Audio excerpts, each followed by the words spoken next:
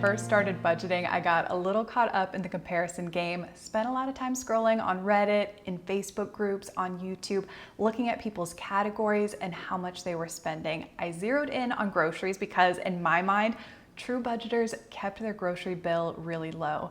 So for a few months, I slashed our grocery budget and it was the worst. We always went over and I was always frustrated and defeated. Here's what I eventually learned. I was simply under budgeting. The numbers that worked for other people didn't work for us, and that's okay. So I spend more on groceries now, but I'm trying to be really smart with that spending. And something that's helped me is actually creating a groceries category group in our budget. So why a group instead of a single category? This was me. It would be the beginning of a new month. I had a fully funded grocery category. All that money sitting there ready for me to use. Now that money needs to last me to the end of the month, but I would see the total, and that first trip to the grocery store was always fun. Expensive chocolate? Sure. A tea that promised me the most restful sleep of my life? Why not? You probably see where this is going. By the end of the month, all the grocery money had run out, and it affected the rest of my budget because I was having to move money around to cover it. In the Declutter Your Life video, I talked about keeping our budget simple, but there are some categories that can benefit from a bit more detail, groceries being one. So let's walk through creating this category group and ask ourselves, how should it be organized?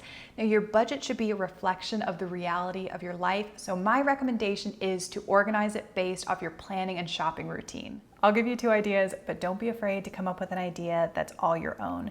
The first thing to do is create a category group. This I will name groceries. I'm also going to move this and keep it right underneath my immediate obligations. And here's groceries week 1, 2, 3, and 4. You will need to add some extra money to week 4 to cover the 28th through the 31st, or you could create a separate category for week 5. I really like this setup for people who shop for groceries the same day every week.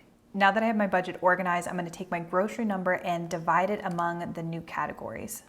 And this should help me spread the love a little bit more throughout the month instead of going all out the first week and having to scrimp the last. Another way to organize is by shopping pattern. This works great if you're somebody who does one big giant Costco run every month and then you visit your local store a few times when you need smaller perishable items. In this scenario, I'm going to create a category for Costco and then 2 separate categories for my smaller grocery trips. One other tip I wanted to share while we're here, Dave, one of our teachers, has an extra category in his group for bulk and sale purchases.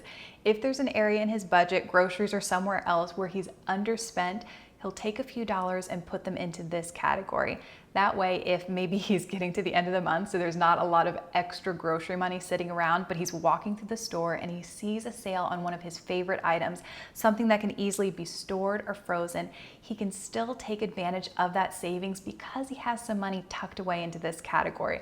I love that idea, hadn't heard it before, but I think I'm gonna steal it for my own budget. That's another way we can be smarter with our grocery spending. Now when I'm out shopping, I can easily go down to whatever week or shopping trip I'm in to see how much I have to spend. This has really helped me stay on track, and if you have any grocery budgeting tips you'd like to share, please leave that in a comment down below. And as always, thank you so much for watching, and I'll talk to you again very soon.